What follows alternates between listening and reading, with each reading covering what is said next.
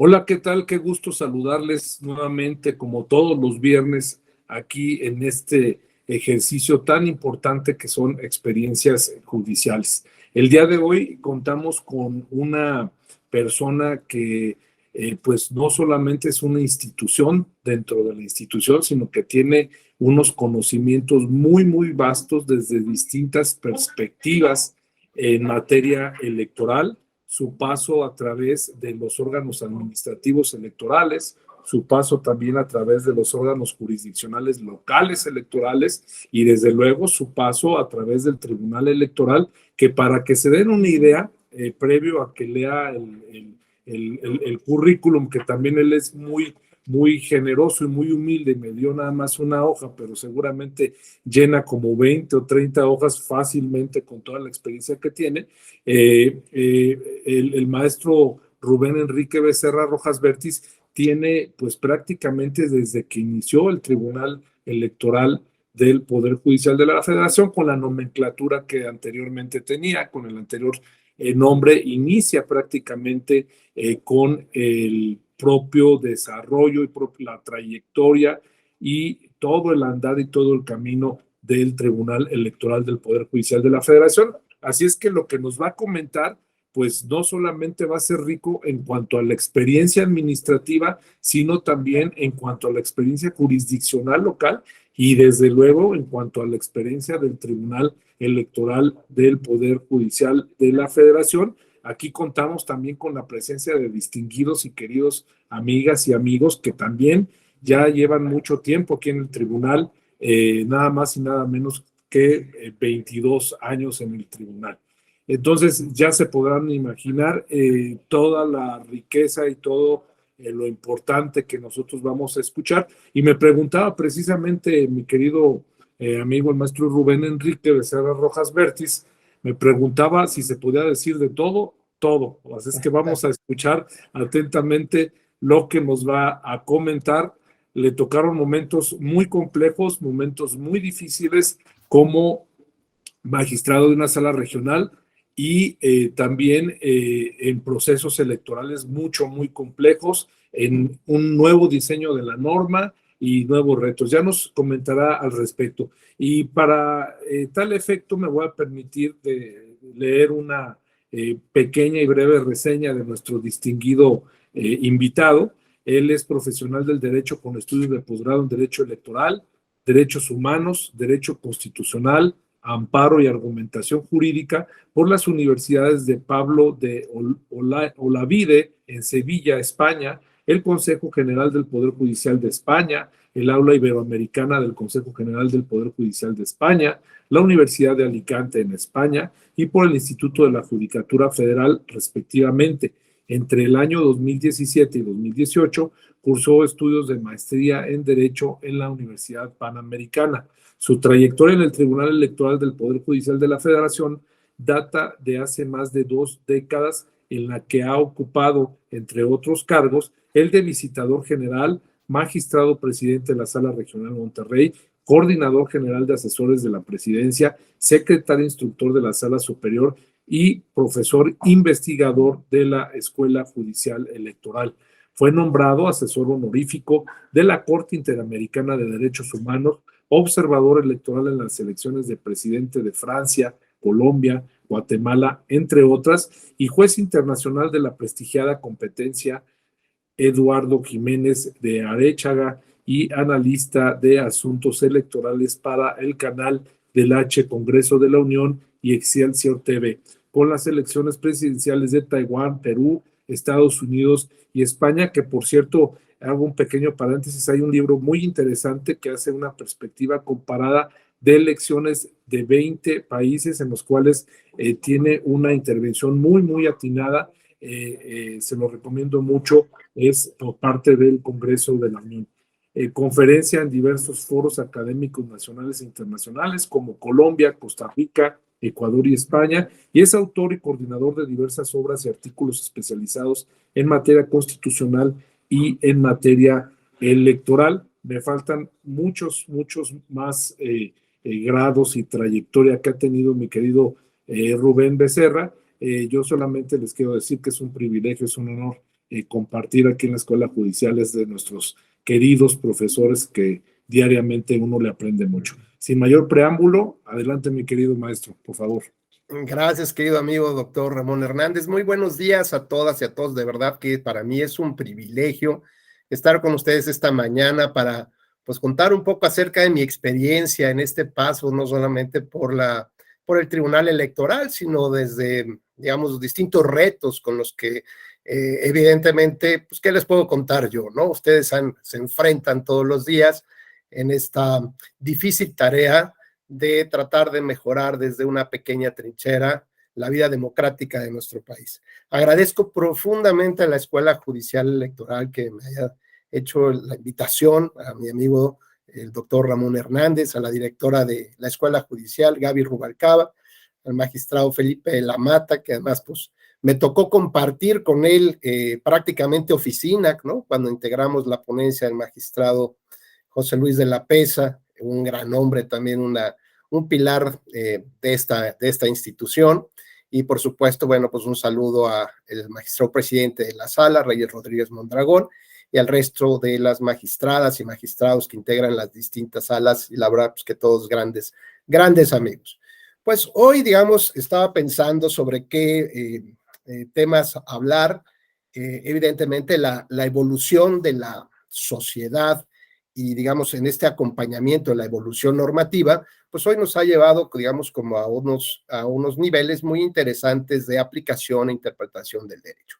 Hoy se discute no solamente en los grandes foros académicos, sino en las redes sociales, ¿no? Ahí donde todos tenemos, lo convertimos a veces en un muro de lamentos nuestra expiación en redes. Pues hoy se discuten grandes temas como la inconstitucionalidad de una regla constitucional o la inconvencionalidad de la propia Constitución, ¿no? En fin, vemos cosas que evidentemente la estructura jurídica con la que nosotros y algunos compañeros ya de mi rodada fuimos formados, y además nuestros maestros fueron formados y los maestros de nuestros maestros fueron formados, pues digamos que por ahí de los años, que cerraba de los años 90, empezó a haber todo un cambio de chip, un cambio de mentalidad completamente interesante, pero eso también al mismo tiempo representaba una gran responsabilidad. Una responsabilidad por entender que el servicio, que el acceso a la justicia en realidad debería de irse transformando en un servicio público, ¿no? Que cada sentencia que emitíamos o que apoyábamos en su estudio implicaba la transformación de una historia, ¿no? Que realmente tenía un impacto en las realidades de las personas y sobre todo si teníamos esta posible capacidad de ver un poquito más allá del caso que estábamos resolviendo, pues íbamos a entender todo un fenómeno jurídico mucho más grande. Así que empezamos un poco como esta idea de tratar de vivir el derecho, la aplicación del derecho y su interpretación a partir de unos lentes 3D, ¿no? Con esta idea de cuando vas al cine a ver una peli de esta naturaleza, pues yo no creo que haya ninguna persona que conscientemente llegue y le diga ahí a las personas que te entregan los lentes que ya no, yo sin lentes, porque tengo esta capacidad de entender cómo se mueven todas las piezas y quiero sentir a Tom Cruise, no lo quiero tan cerquita, lo quiero un poquito más retirado. Bueno, pues la verdad es que ir a un cine 3D es vivir toda una experiencia y así queríamos nosotros vivir la aplicación del derecho. A partir de toda una experiencia donde podíamos ver cómo las piezas, ¿no? Este gran crucigrama jurídico se iba acomodando, el laberinto por el cual íbamos atravesando iba encontrando algunas salidas, pero además íbamos disfrutando mucho del camino. La construcción de la decisión judicial realmente para nosotros era algo verdaderamente espectacular, era fantástico. Y además, pues prácticamente contar con unos cuantos años de haber salido de la universidad y tener la responsabilidad que nos delegaba nuestro magistrado presidente de la sala para construir el argumento jurídico, ¿no? Y llegar ya con un proyecto de sentencia, pues esto implicaba, insisto, una gran responsabilidad. Sobre todo porque cuando hay este tipo de jefes que tuvimos, la verdad, la fortuna de caer en blandito, de caer en un paraíso, sobre todo no por la parte de la enseñanza del conocimiento jurídico, sino por el gran hombre que fue en su ética, en su forma de apreciar el derecho y de llevar a cabo la función jurisdiccional. Pues entonces, la verdad es que daba vergüenza llevarle errores de ortografía, de sintaxis, redacción, ¿no?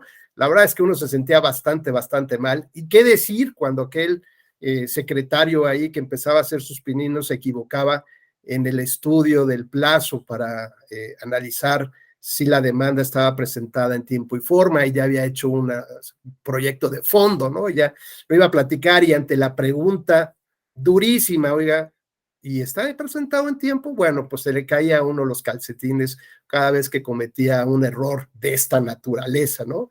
Prácticamente imperdonable para uno, pero siempre habría digamos, este gran entendimiento de nuestros jefes, pues para entender justo que estábamos iniciando en estos pininos. Así que bueno, pues yo voy a tratar de platicar o de llevar a cabo esta charla desde 3 ejes o de 3 puntos, 3 pilares que me sirvieron o que me formaron en realidad en la parte que hoy pues me quiero sentir muy satisfecho, ¿no? Por llamarle así, muy satisfecho con muchos temas pendientes de aprendizaje, pero me parece que hoy en día son 3 temas que deberíamos de tomar en consideración todos aquellos a los que queremos darle un poquito más al derecho, vivir la experiencia 3D del derecho, sentir cómo se mueven las piezas, cómo me involucro con toda una historia en la creación del derecho, desde sus antecedentes, sus discusiones y sobre todo cómo va a ir transformando a nuestra sociedad. Porque déjenme decirles que es muy importante, por ejemplo, el análisis que nosotros hacemos de alguna figura, alguna institución jurídica, lo podemos hacer con cierta, llamémosle, comodidad, ¿no? ¿Por qué? Porque en el estatus en el que nos encontramos ahora, tenemos esta capacidad de revisar cómo ha ido evolucionando la sociedad, ¿no? Es decir, tenemos esta posibilidad de entender hacia dónde se ha dirigido esta sociedad que hoy nos coloca en este punto. Y por lo tanto, a partir de ahí podríamos también entender cómo ha ido evolucionando la norma para llegar a este punto. Y también al mismo tiempo nos da la posibilidad de entender que la lucha por el poder, pues ese es algo connatural, así como el conflicto postelectoral es algo connatural al ser humano. Pues eso también nos da la posibilidad de adaptar las instituciones y las normas de tal manera que este ejercicio de poder que trata de abarcar a otros poderes y que provoca desequilibrios y hay que tener, digamos, es como este juego del Jenga, así lo voy a poner. Requiere de habilidad, estrategia y destreza para poder mantener medianamente controlado el poder. Pues lo mismo pasa con aquellos que quieren aspirar a tener el poder, como si fuera este personaje del Gollum, ¿no? Cómo se transforma cuando tiene el famoso anillo que le da el poder, ahora que están estas series nuevamente en televisión. Bueno, pues lo mismo, si logramos entender nosotros que el poder transforma a cada persona y que es connatural esta transformación, las instituciones entonces tendrían que estar moldeadas de tal manera que deberíamos entender estos frágiles equilibrios para, digamos, aumentar la fortaleza de estos diques y que justo en esta parte no se rebase el poder. Bueno, de esta manera, entonces yo decía que voy a tratar de centrarme muy brevemente en 3 temas que son indispensables. Y el primero para mí, el fundamental, es el tema de la independencia judicial. ¿Por qué? Porque sin independencia judicial, pues no hay quien soporte, digamos, la estructura del juego de los derechos humanos, ¿no? Si no hay independencia judicial, pues evidentemente ni siquiera habrá amparos, ¿no? Habrá este tema que hoy discute la Corte Interamericana sobre la prisión preventiva oficiosa y de pronto pues entramos a esta discusión muy rica en el tema teórico jurídico, pero cuando lo analizamos en la parte de la historia de las personas que vivieron ese tema, estamos hablando de 17 años en prisión preventiva oficiosa, 17 años con casi 100 recursos interpuestos en estos 17 años. Bueno, eso nos debe decir algo de la independencia judicial. Y ya sabemos que si no hay independencia judicial, entonces lo que tendremos es impunidad. Y si hay impunidad es corrupción. Y esto, digamos, este sistema de acceso a la justicia, en el cual se centra uno de estos grandes pilares, la independencia judicial, es una de estas tablitas que se encuentran hasta abajo en el juego del Jenga, ¿no? Hay 3 o 4 tablitas que son inamovibles. Recuerden este juego de las tablitas que la idea es quitar una y ponerla en el nivel superior, con la idea de que la torre no se caiga. Y el verdadero estratega entiende el peso específico de cada tabla. El peso que tiene el espacio, el vacío, la omisión legislativa, por ejemplo. El peso que tienen algunas tablas distintas a las demás, ¿no? Y sobre todo en términos del artículo primero constitucional, todos estaríamos obligados a ir al siguiente nivel. ¿Y cuál será el siguiente nivel? Pues aquel que me permita maximizar de una manera más interesante los derechos fundamentales a partir del principio pro persona. Así que si nosotros pensamos que el sistema de los derechos fundamentales se puede jugar como el Jenga, pues encontraremos tablas, por ejemplo, que nos hablen de la libertad de expresión, estas tablitas cafés, ¿no? Bueno, muy bien, o que nos hablen del derecho al respeto a la imagen de las personas. Y cuando comparamos la tabla de esa, que habla de ese derecho fundamental del ciudadano y del candidato, vemos que esa tablita del candidato está más corta, está como a la mitad. Y vamos al instructivo, ya nos dice, ahí viene una explicación del por qué el derecho fundamental del candidato en este punto se encuentra acotado. Ah, perfecto. Y cuando vemos la libertad de expresión, la tabla de libertad de expresión ciudadana, pues es la típica, y cuando vemos la que dice libertad de expresión del periodista, la vemos doble y dorada. Entonces, pues tampoco entendemos de cómo va este juego, así que vamos al instructivo y entendemos que tiene una doble dimensión, por eso es doble. Y la doble dimensión implica la libertad de expresión individual más la posibilidad de formar opinión pública respecto de la imagen de un candidato, por ejemplo. Entonces, por eso entendemos que va doble y además es dorada. Y leemos el instructivo y dorado implica que requiere una protección adicional del Estado. Entonces ya más o menos vamos entendiendo cuál va a ser las resultas de ese juego cuando haya una colisión entre el derecho individual, ¿no? Del ciudadano normal, común y corriente, de un candidato y de un periodista. O a veces encontramos algunas tablitas de estas que además de tener el color dorado y doble o triple, pues tienen como polvo mágico, ¿no? Estos brillitos mágicos que lo ponen en el cabello a los niños o a las niñas, ¿no? Cuando las peinan. ¿Y esto qué implica? Bueno, pues implica que es la ficha de mayor fuerza, ¿no? La ficha donde el Estado debe de volcar todo el aparato y protegerlo. ¿Por qué? Porque habla del interés superior de la niñez o del derecho de las mujeres a vivir una vida libre de violencia, por ejemplo. Entonces empezamos a entender cómo operan todas estas tablas o cómo opera este juego. Y la idea es seguir el siguiente nivel. Y el verdadero estratega sabe que las fichas de hasta abajo prácticamente son inamovibles, pero saben que Pablo Freire y Paulo, ¿saben qué? Pues que hay ciertos jugadores que les interesa ver cómo se mueve la torre, ¿no? Es decir, ¿qué pasa si muevo tantito una de estas fichas? Les da curiosidad, les da el ánimo, ¿no? Este morbo de ver hasta dónde se puede o no se puede mover el tema, que es lo que hablamos un poco del poder. Perdón. Y estas fichas que se encuentran hasta abajo, las podríamos identificar con la dignidad humana, con la dignidad humana, entendida como la imposibilidad de relativizar cualquier tipo de restricción, incluso con el mejor test de proporcionalidad. La dignidad humana no permite, por ejemplo, la tortura en caso de prevenir un acto terrorista. No privilegia la desaparición forzada, no privilegia la esclavitud o la trata de blancas. Bueno, entonces sabemos que esta ficha es inamovible. La segunda ficha que sostiene toda esta torre, toda esta columna de los derechos individuales, justo es el tema del que les voy a platicar preponderantemente, que habla del acceso a la justicia y la independencia judicial. Es decir, si abres esta tablita, lo que vas a encontrar es una pepita de oro ahí, y esa pepita de oro te habla de la independencia de los jueces.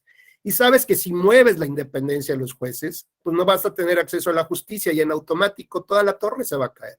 todo lo que puedas construir y diseñar sobre contenidos, límites, colisiones, todo eso no te sirve de nada. La tercera ficha, y podríamos seguir agregando otras más, la tercera ficha tiene que ver con la democracia. Y la democracia sobre la cual hemos centrado nuestros pilares fundamentales, por ejemplo, en el sistema de partidos políticos, bueno, pues tenemos que entender que todas estas piezas deberían estar muy sólidas para mantener justamente no solamente la torre, sino los movimientos cotidianos que se hagan en la torre y cómo poder seguir al siguiente nivel.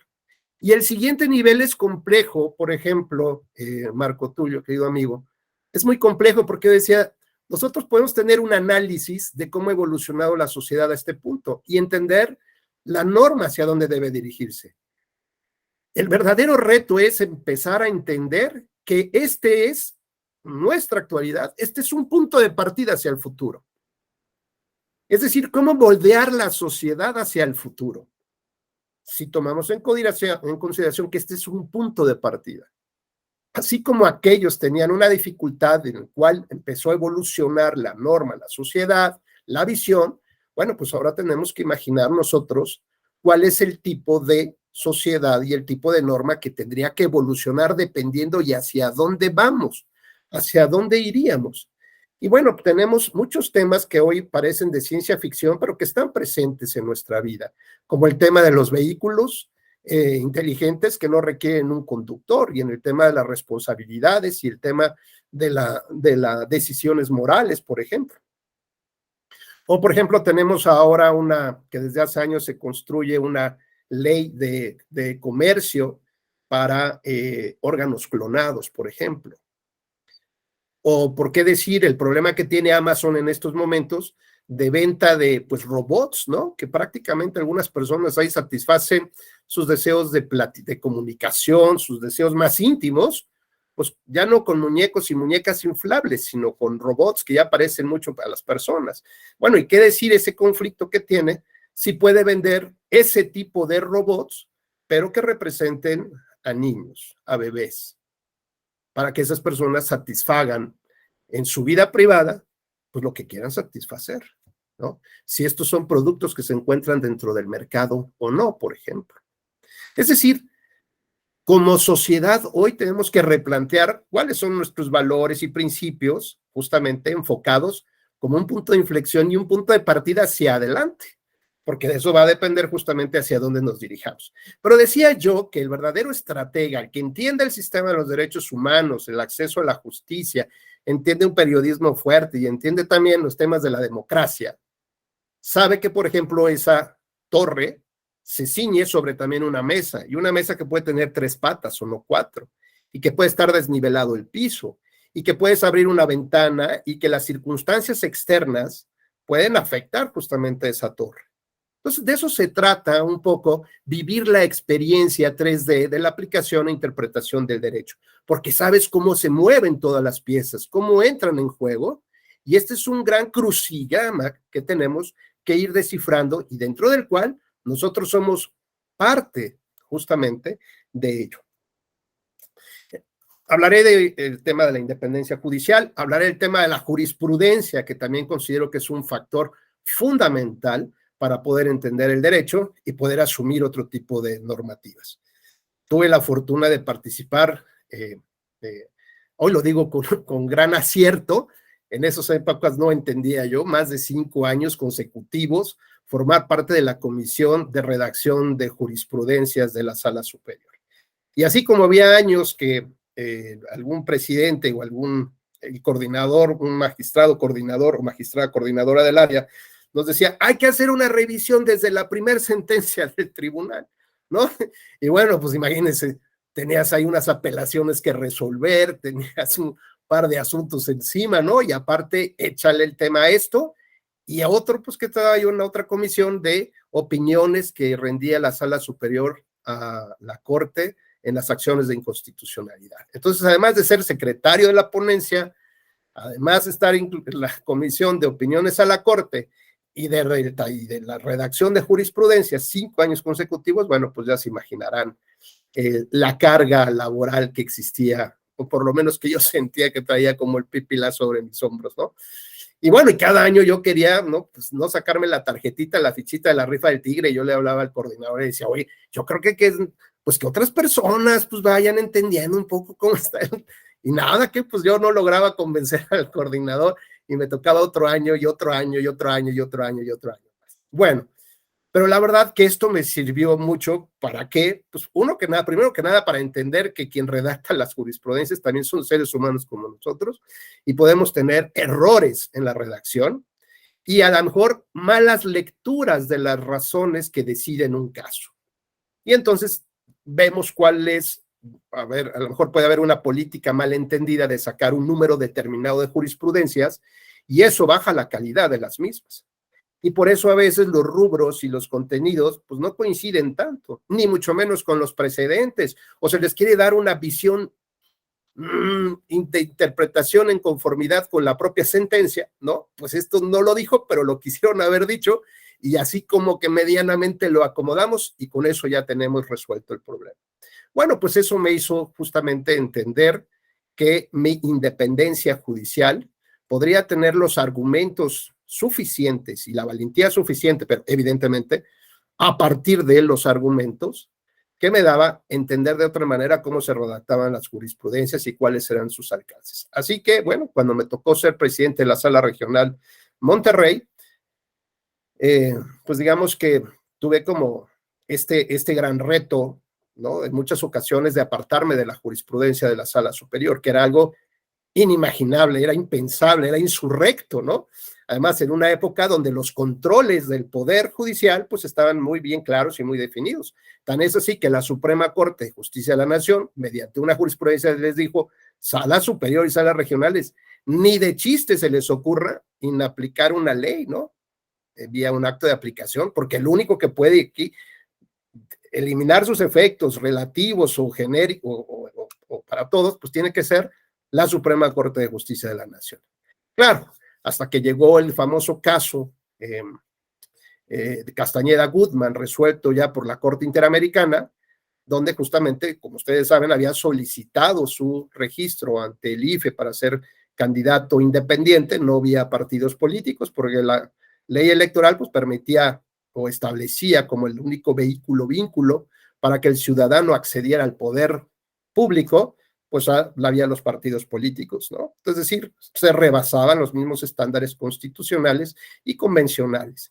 Y como no había mecanismo jurídico mediante el cual pudiera acceder a la justicia, ¿no? A este derecho que se encuentra en esta base del Jenga de los derechos humanos, pues entonces tuvo que acudir a esa justicia complementaria o supletoria de un tribunal regional.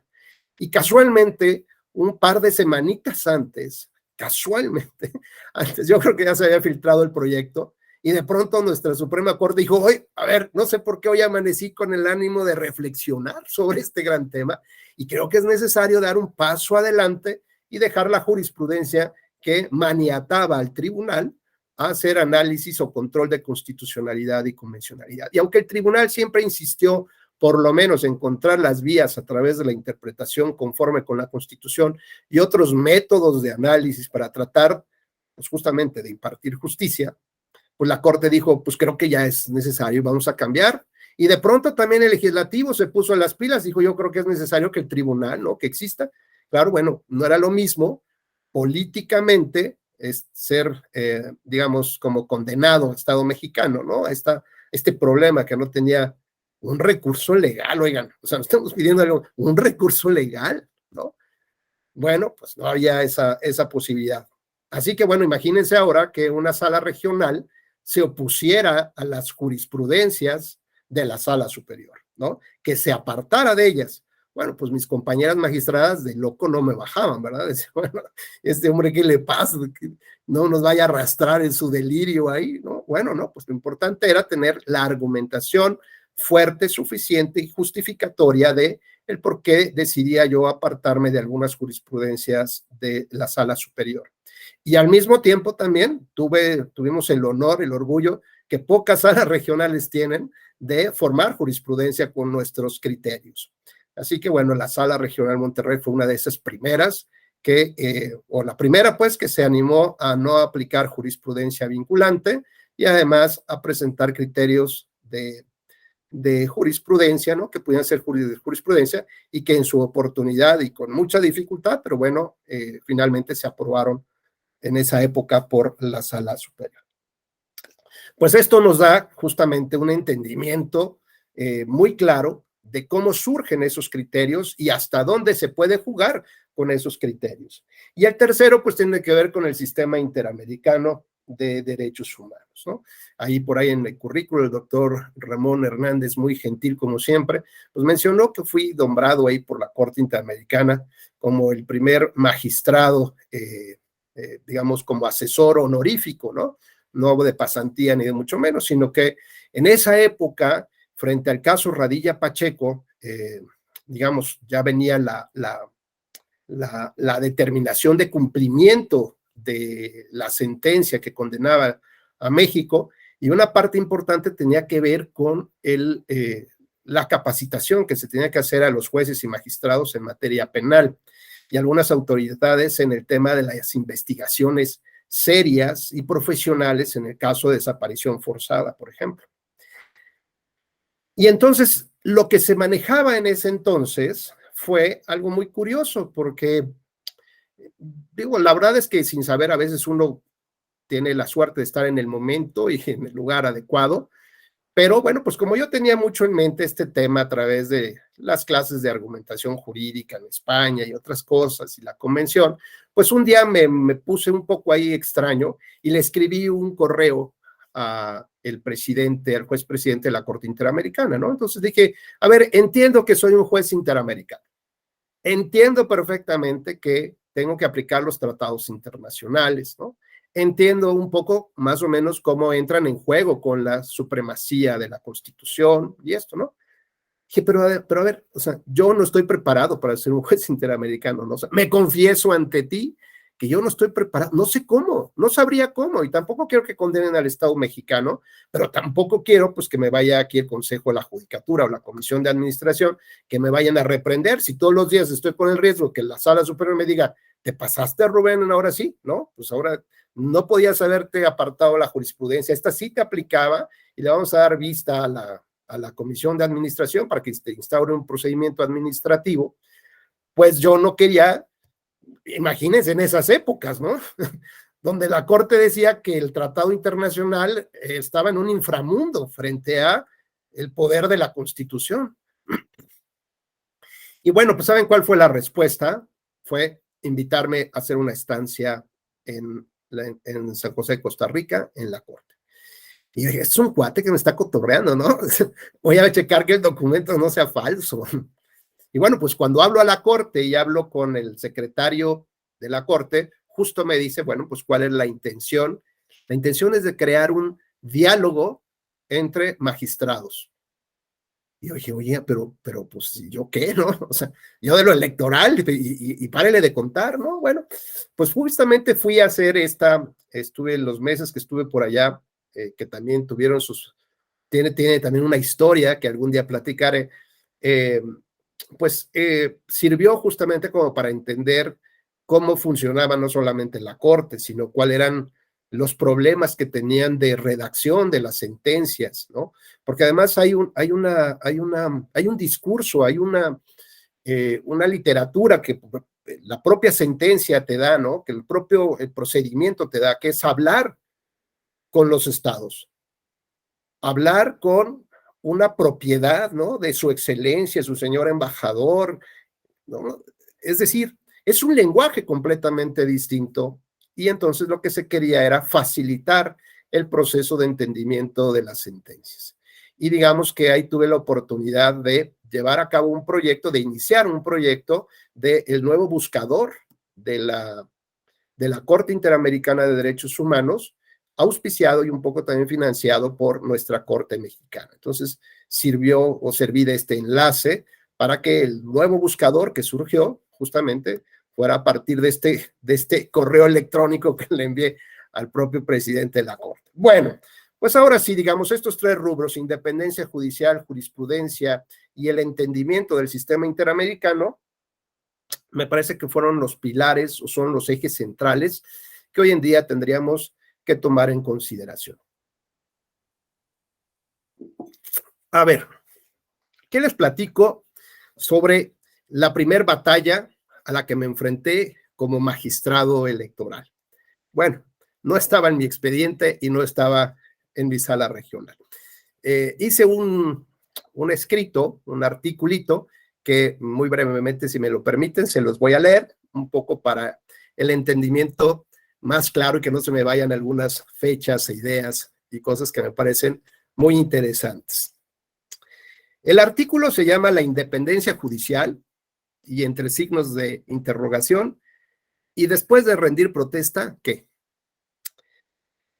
Mirando atrás, un poco más atrás, entre la emoción de haber rendido protesta en el Senado de la República como magistrado de la Sala Regional Monterrey, la duda me asaltó. ¿Cómo será el primer día de mi magistratura?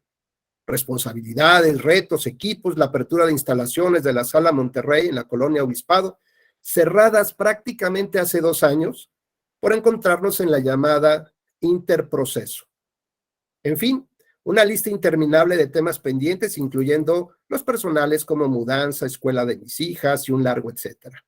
Jamás pensé que el primer reto que tendría que enfrentar, al igual que otras 12 personas más, recién nombradas magistradas y magistrados de las 5 salas regionales correspondientes a las circunscripciones electorales, era la defensa de mi propio nombramiento como magistrado bajo la bandera de la independencia judicial. Así que esta anécdota tiene recuerdos compartidos entre aquellos que nos tocó subir en el mismo vagón y emprender este viaje de 8 años en la aventura jurisdiccional electoral federal. Vienen a mi mente de golpe una serie interminable de eventos y anécdotas que dan testimonio de la fortaleza del Tribunal Electoral del Poder Judicial de la Federación. Sin embargo, este testimonio que presento tiene para mí tal relevancia no solo por cuanto hace a los intereses personales y profesionales, sino por mostrar la trascendencia institucional de reconocer y garantizar a la judicatura los principios de independencia judicial y seguridad en el encargo. Así que esta anécdota me remonta al año 2005, año en que culminó un procedimiento complejo de nombramiento de las magistraturas electorales, en el que intervenían con exámenes o a través de exámenes tanto el Pleno de la Suprema Corte de Justicia de la Nación como en el Senado de la República. Es fundamental tomar en cuenta que en aquella época las salas regionales del tribunal, por disposición constitucional y legal, conocían y resolvían únicamente impugnaciones sobre las elecciones federales de diputados y senadurías al Congreso de la Unión, por lo que una gran corriente de opinión de las autoridades del propio tribunal sostenía que el reconocimiento del nombramiento de las magistraturas regionales, así como los derechos y obligaciones inherentes al cargo, se encontraba indefectiblemente unido a la celebración de cada uno de los procesos comiciales federales. Es decir, el reconocimiento como tales se realizaría solo durante el tiempo que abarcaran los procesos electorales federales correspondientes a los 8 años del encargo, por lo que durante las etapas interproceso sus sueldos se reducirían al 50%, entre otras determinaciones sobre la adscripción.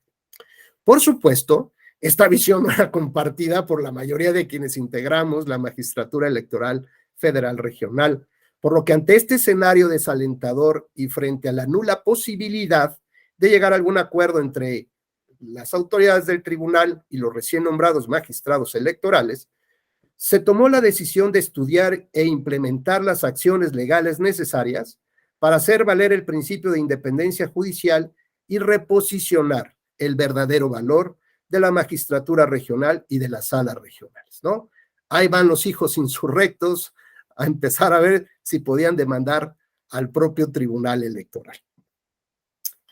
El siguiente capítulo se denomina La sobria oficina de los relojes. Por primera vez, la presidencia de la Suprema Corte de Justicia de la Nación nos abrió sus puertas.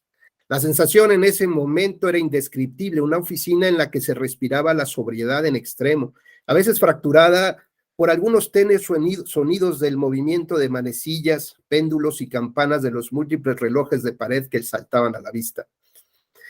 En este punto doy testimonio del sentimiento que produce saber que la apotegma de Morelos, que todo aquel que se queje con justicia tenga un tribunal que lo escuche, lo ampara y lo defienda contra el arbitrario, no era una frase vacía.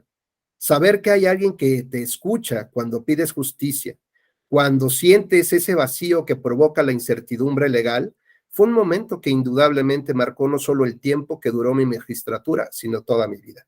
Después de aquella reunión advertí renovados ánimos para no claudicar en nuestra intrépida aventura judicial. Siguiente capítulo, la estrategia jurídica. El primer tema y considero más importante a resolver era asumir la decisión de emprender una batalla legal con las implicaciones judiciales y de política judicial que de manera lógica surgirían. Saltado ese escollo, lo siguiente era determinar la vía legal para el ejercicio de la acción, dado que no era sencillo discernir su instrumentación legal. Después de innumerables reuniones en las que la camaradería, el debate y la reflexión profunda eran patentes, logramos advertir una ruta poco explorada, toda vez que el juicio de amparo y la acción y controversia constitucionales no eran las vías adecuadas.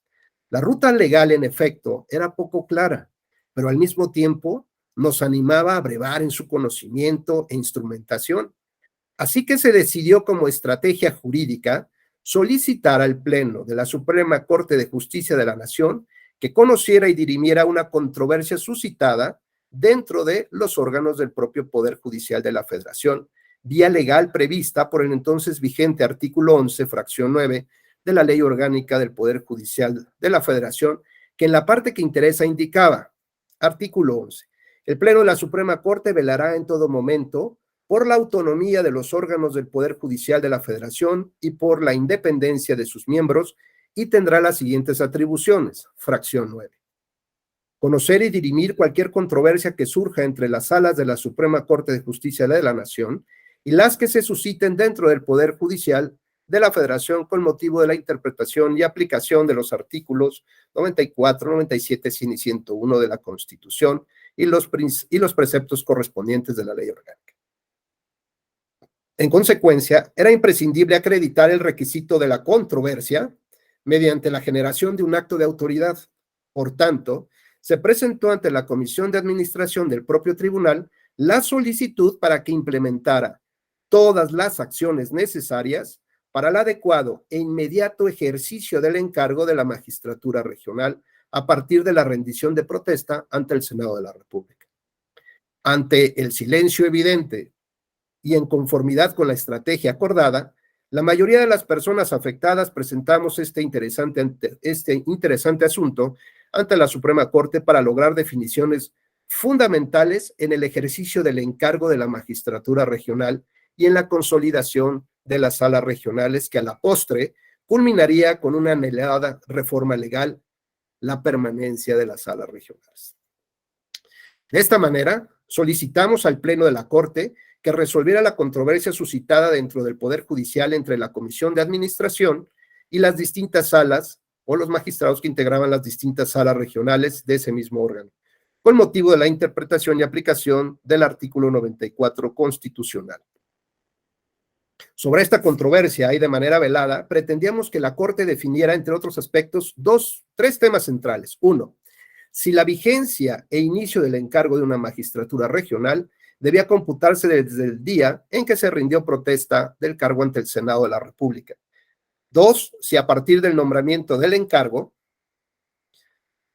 se adquirían todos los derechos y obligaciones inherentes al mismo. Y tres, la definición sobre la temporalidad o permanencia de las salas regionales, con independencia que las atribuciones estrictamente jurisdiccionales quedaban enmarcadas a las elecciones federales conforme a su diseño constitucional y legal imperante en la época. Pues ahí ya nos vamos llegando. Llegamos entonces a presentar el documento ante la Suprema Corte de Justicia. La acción intentada tuvo un tratamiento muy interesante por la Corte. En principio, el asunto se turnó a la ponencia de un ministro,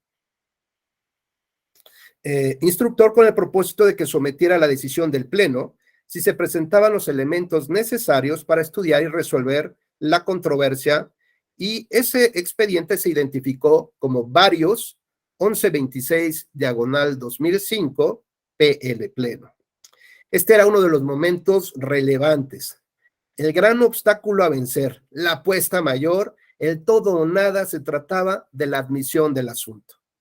En la sesión del 23 de agosto de 2005, el ministro instructor don Genaro Góngora Pimentel presentó al Pleno de la Suprema Corte una propuesta de desechamiento del asunto, porque consideraba que la Corte no era competente para conocer y resolver la temática, pues en su concepto, no sé, los principios que intentaba defender ese artículo, pues no se encontraban lastimados ni soslayados, ¿no? Lo de la independencia, la autonomía, etcétera, etcétera, etcétera.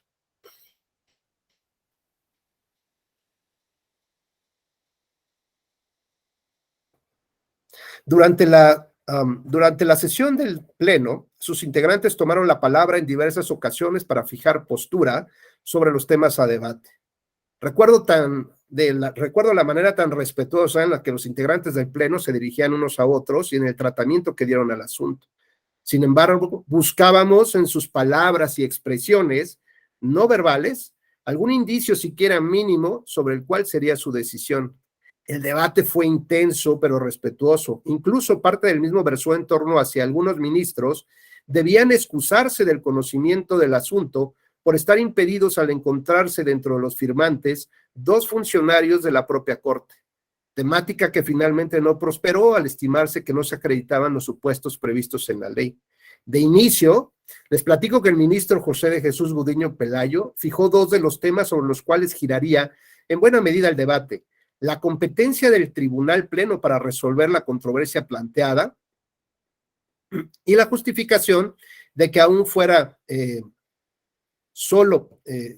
de los periodos electorales, las salas regionales realizaban diversas funciones que se encontraban encaminadas a preparar o generar las condiciones para resolver adecuadamente las controversias electorales. De igual modo, el ministro Cosío Díaz se preguntaba cuál era el momento definitorio en que se puede considerar que una persona asume el cargo de magistrado electoral. Y al efecto,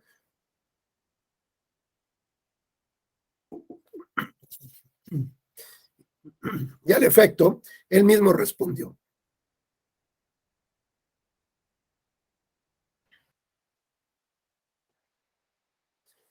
Respondió que es a partir de que se rindió la protesta ante el Senado de la República.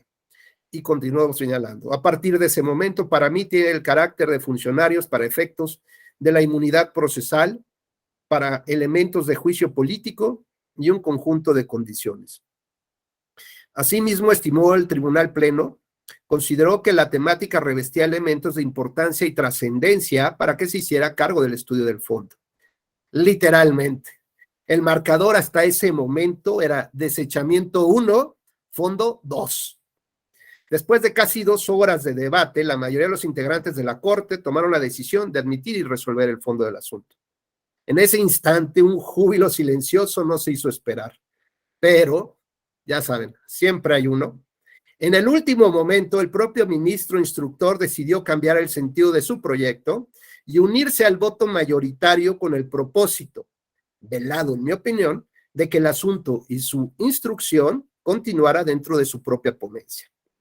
Afortunadamente, el asunto se regresó a presidencia para la instrucción del procedimiento, ordenando un retorno a otra ponencia para el estudio y resolución de la controversia. Algunos meses después, confirmamos lo que nuestra sensibilidad jurídica nos informaba. El Pleno de la Suprema Corte de Justicia de la Nación hizo vibrar el apotegma de Morelos. La Corte resolvió en favor de la institución, de su fortaleza, de su integridad y, sobre todo, de la independencia de toda la Judicatura Federal. De esta manera, con el honor y orgullo de pertenecer a esta gran institución, quienes integramos en su mayoría las magistraturas regionales del Tribunal Electoral, estábamos más que listos y preparados para el ejercicio de las funciones constitucionales encomendadas para el desarrollo y el fortalecimiento de la democracia mexicana, porque, insisto, sin independencia judicial no hay democracia, sin controles y equilibrios de poder, corrupción. Bueno, pues esta es una historia que me tocó vivir, participar sobre la lucha para poder replantear, revalorar, reposicionar la figura del magistrado regional y de las salas regionales del Tribunal Electoral. La tarea fue compleja, sí, desde su inicio más, porque esto implicaba demandar a la propia Sala Superior, a la Comisión de Administración principalmente, con pues los conflictos políticos naturales internos que ustedes se podrán imaginar que todos tuvimos que soportar, que sostener, pero que a final de cuentas la Suprema Corte dio esta esta gran resolución, ¿no? En uno de los asuntos poco explorados incluso por ella, algún par de antecedentes tenía de hacía, no sé, 60, 80 años, ¿no? Prácticamente, y de esta manera, bueno, pues logramos que se determinara que el encargo de la magistratura electoral surte sus efectos a partir de que se rinde la protesta en el Senado de la República, con todos los efectos, beneficios y temas de adscripciones y obligaciones que ello le corresponde. Bueno, pues imagínense ya con esta resolución encima a favor de la magistratura regional, pues entonces abrimos las puertas de la sala regional, decididos justamente a velar por la independencia y por la imparcialidad de nuestra función. Así que bueno, pues ya comenté un poco el tema, ya comenté el tema de lo que nos llevó a cabo analizar la jurisprudencia y cuáles eran estas posibles, la posibilidad de entender cómo, hacia dónde se caminaba. Y déjenme contarles muy brevemente dos criterios que asumió la Sala Regional Monterrey en aquella época. Hoy seguramente pues esto ya está más que analizado, más que visto, pero bueno, pues esto implicaba ir en contra de la línea jurisprudencial de la propia Sala Superior. El primero tenía que ver con el breakdown, el rompimiento del principio de definitividad de las etapas procesales, ¿no? ¿Y a qué nos referíamos con esto? Bueno, pues todos teníamos muy claro que la definitividad, pues es como cerrar la puerta con dos candados y remacharla, y si la quieres pintar negra, pues de una vez, ¿no? Pero el tema era que ya no podías modificar ni regresar, ¿no? Como si fuera un tema de Marvel, pues a regresar al universo anterior, ¿no? Donde se dio otras actividades del proceso electoral. Y entonces llegamos a un punto, digamos, estos límites, ¿no? Críticos. Resulta que el día de la jornada electoral en el estado de Tamaulipas, o San Luis Potosí, ya no recuerdo muy bien, creo que San Luis era Tamaulipas, el estado se lo de menos. El asunto es que estábamos el día de la jornada electoral, que la sesión empezaba a las 8 de la mañana, la sesión permanente, 8 de la mañana. 7:50 de la mañana se presenta una pila de renuncias de los candidatos de un partido político. 7:50. Bueno, pues ya cerrada, digamos, a las 8 de la mañana, cerramos la puerta, abrimos una nueva puerta de la jornada electoral y sobre la sesión se acuerda la sustitución, se acuerdan las renuncias y se acuerdan las sustituciones correspondientes. Se lleva a cabo la jornada. A los 3 días o la semana siguiente que se llevan a cabo los cómputos finales de elección, resulta que, bueno, pues los ganadores acudieron a recibir su constancia, ¿no? Imagínense la sorpresa y ahora, y el ganador es, y dan el nombre de otra persona, y el ganador es, y dan el nombre de otra, y dan el nombre de otra persona, y dan el nombre de otra persona. Bueno, dijeron, ¿qué sucedió aquí? Pues alguien se los llevó al baile, ¿no? Les falsificaron sus firmas, pero, digamos, con la argucia del principio de definitividad, pues dijeron, ya no va a haber nadie que pueda resolver este tema. Y se trataba además de elecciones federales, ¿no? O sea, el tema era complicado. Y bueno, pues, ¿qué proyecto, qué ideas surgieron ahí? Y fueron básicamente el entendimiento, un poco de lo que maneja mucho Manuel Atienza, la argumentación jurídica. Ya saben que yo ahí estuve un par de veces en Alicante, no porque me gustara mucho, sino por lo menos para tratar de entender realmente de qué iba todo este tema, el principios y reglas, y cómo aterrizar justamente a todos esos filósofos en la vida diaria, ¿no? En la práctica de nuestras sentencias. Entonces consideramos que el principio de definitividad tenía que, además de que existía la jurisprudencia, ¿no? Que sentíamos la bota aquí de la jurisprudencia en nuestro cuello, el principio de definitividad lo entendimos como un principio, digamos, por llamarlo instrumental, ¿no? Es decir, que ese nos debería abrir otras puertas mucho más grandes, llegar a otros estadios mucho más de mayor alcance, que justamente tenía que ver con la el principio de certeza, ¿no? De la efectividad del sufragio, aquella frase de sufragio efectivo y no reelección, pues había que entenderlo en otra dimensión, ¿no? El tema de la democracia representativa, había que entenderla en otra dimensión, no solamente como la posibilidad de votar, ¿no? Sino que realmente tu voto tenga esta verdadera fortaleza como para transformar la renovación del poder público, para tener la fortaleza de que realmente pueda haber candidatos serios y partidos de opinión, digo, partidos políticos de oposición serios, ¿no? Que no solamente puedas votar por un solo candidato presidente de la República, como una vez nos pasó en la historia mexicana, solo hubo un candidato. ¿De qué efectividad del voto hablamos?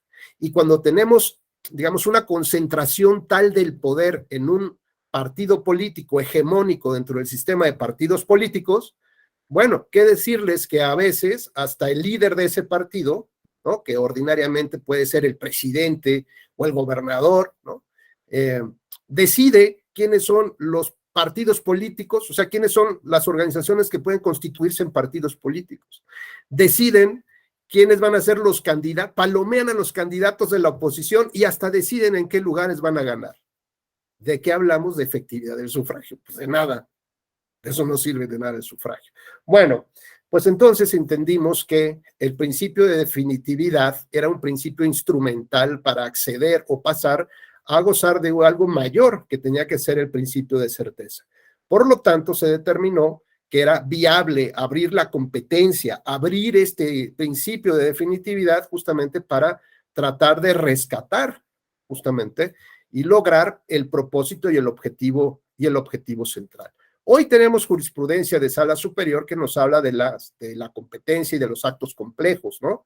Cuando surgen o empieza su vida jurídica, empieza en un punto y termina en otro, ¿no? Es decir, que la renuncia se hubiera presentado unos días antes y resulta que la resolución se toma después en otra etapa, por ejemplo, ¿no?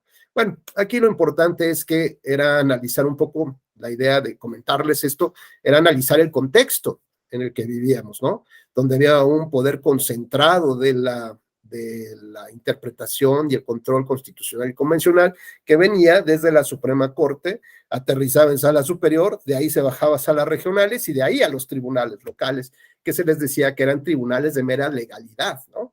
Es decir, no tenían posibilidades ni siquiera de hacer una interpretación conforme con la Constitución, y eso no tiene muchos años de ello.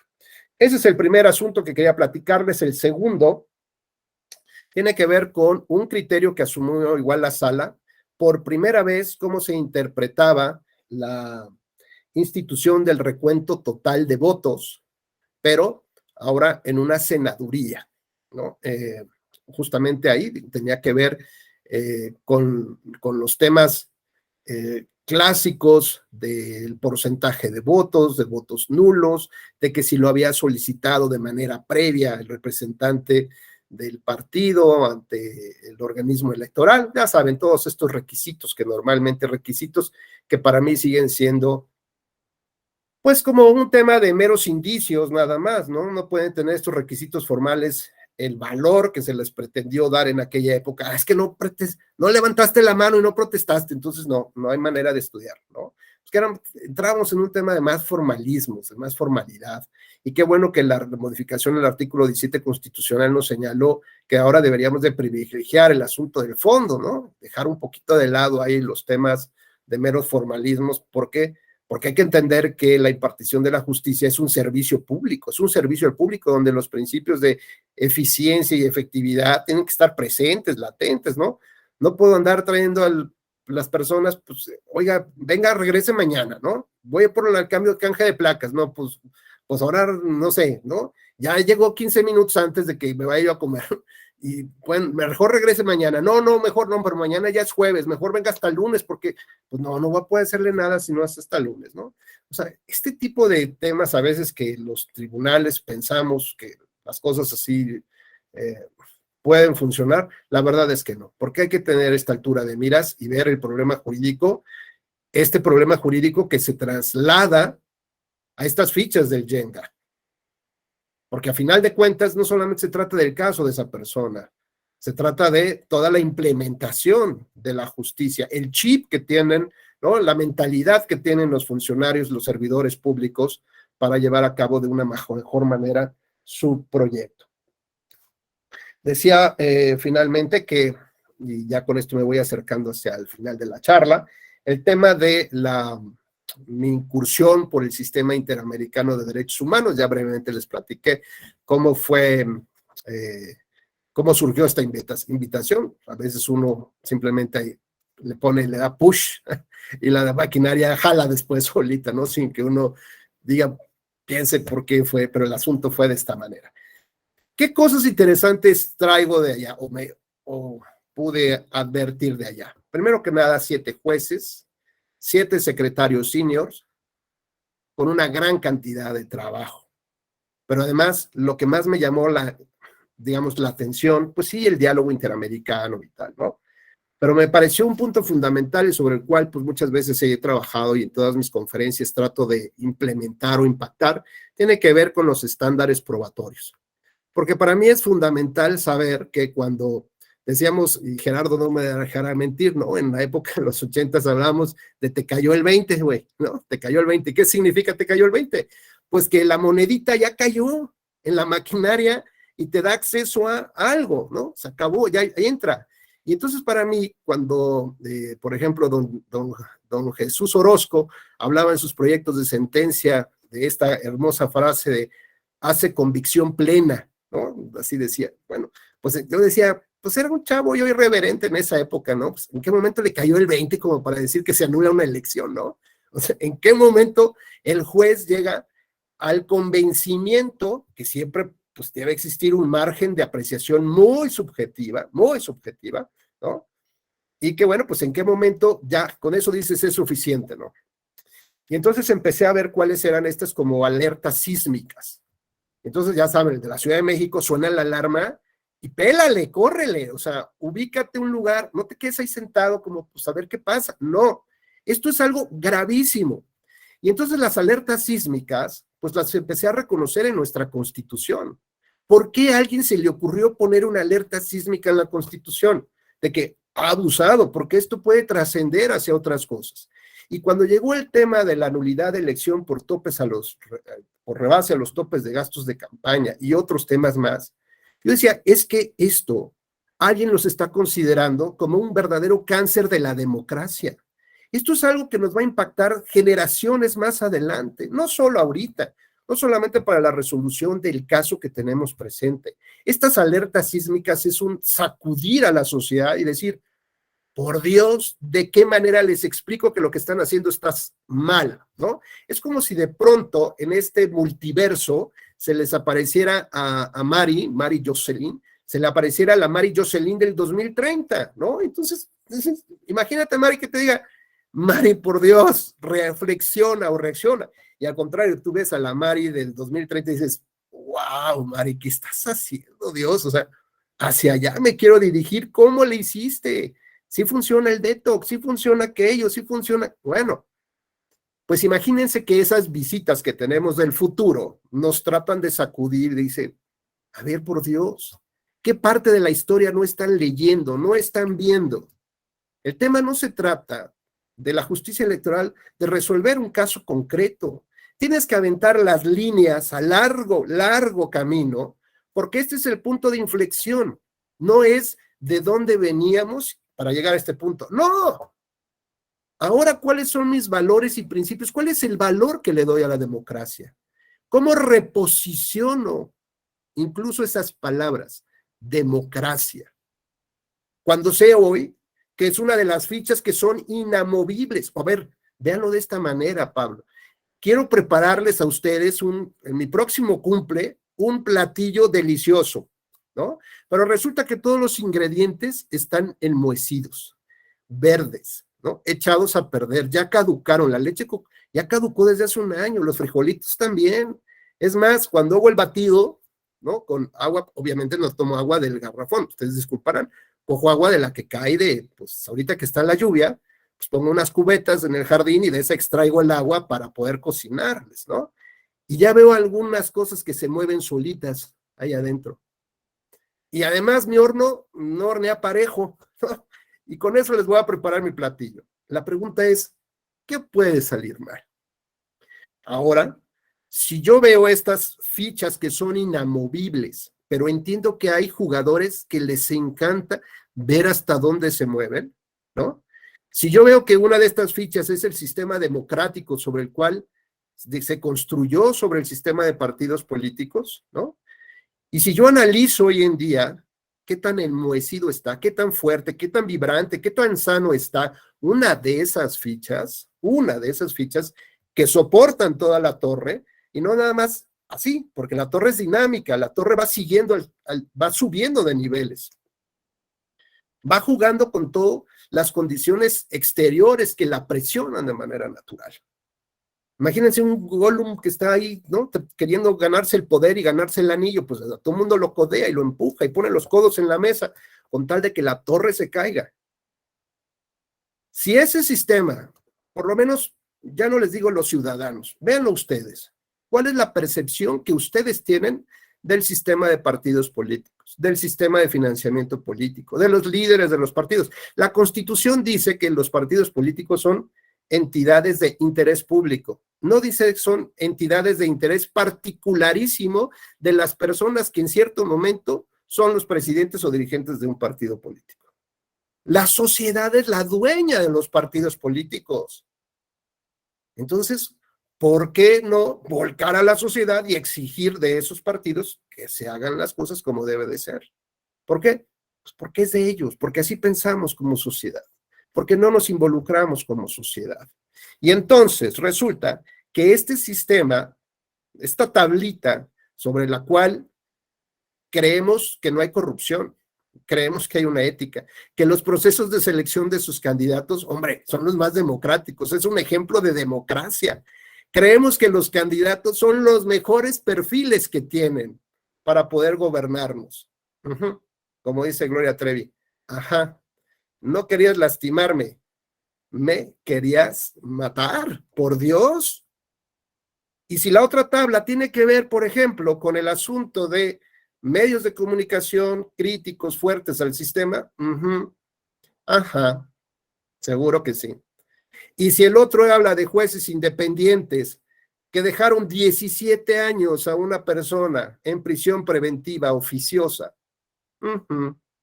ajá, sí, seguro. La pregunta es que con estos ingredientes enmohecidos y dañados, ¿qué puede salir mal? ¿Qué podría salir mal? Entonces es momento hoy en día de retomar nuevamente el control ciudadano, ¿no? De salir a las calles y decir de qué se tratan las elecciones. Y las elecciones justamente trata de, es más, no sé si el doctor Ramón me permita poner un video que dura menos de 30 segundos. Adelante, Y por con favor. eso ya y con eso ya prácticamente No, cerramos. por favor, es un deleite escucharte, mi querido amigo. Gracias. Les prometo que pongo un videito chiquititito y ya con eso vamos hacia el final. Un segundito, nada más. Veo dónde está, brevemente. Denme una chancecita que no.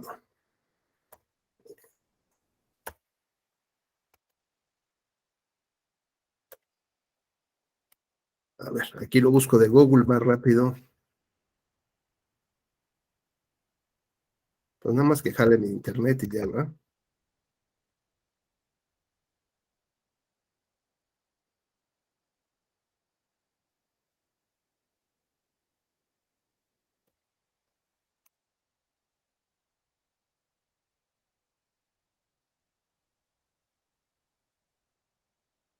No sé, parece que el internet está un poco lento, pero en cualquier momento que quiera jalar la computadora ya lo.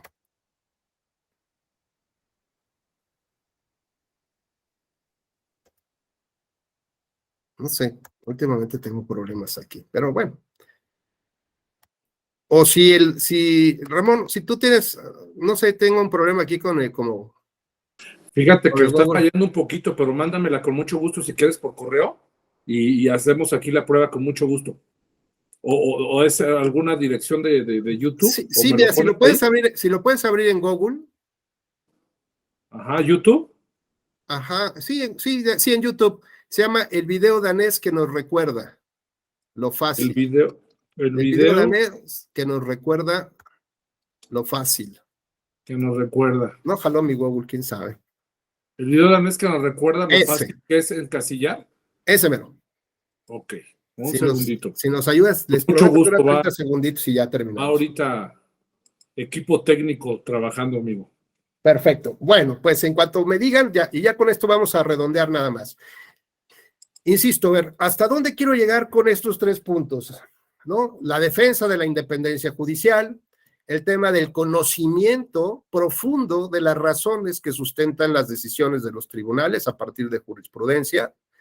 El tercero tiene que ver cómo opera el sistema interamericano y sobre todo ahora que está, insisto, de moda este debate de la constitución, de reglas constitucionales que son inconvencionales. Por favor, vemos este video, si son tan gentiles. It's easy to put people in boxes. ¿Escucha bien? There's us, and there's them. The high earners, and those just getting by. Those we trust, and those we try to avoid.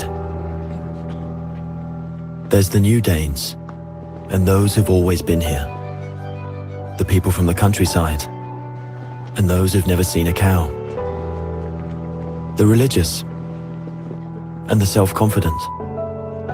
There are those we share something with, and those we don't share anything with. Velkommen.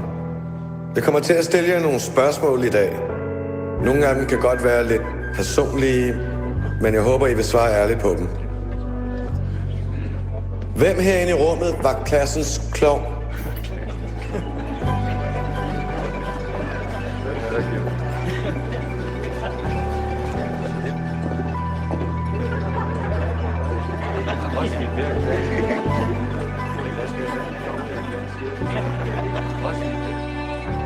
Hvem er bonusforældre?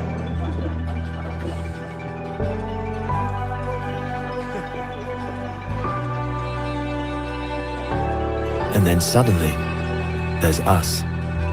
We who believe in life after death. We who've seen UFOs. And all of us who love to dance. We who've been bullied.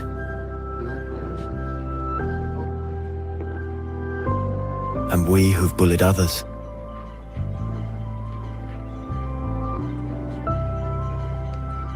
And then there's us, the lucky ones who've had sex this past week.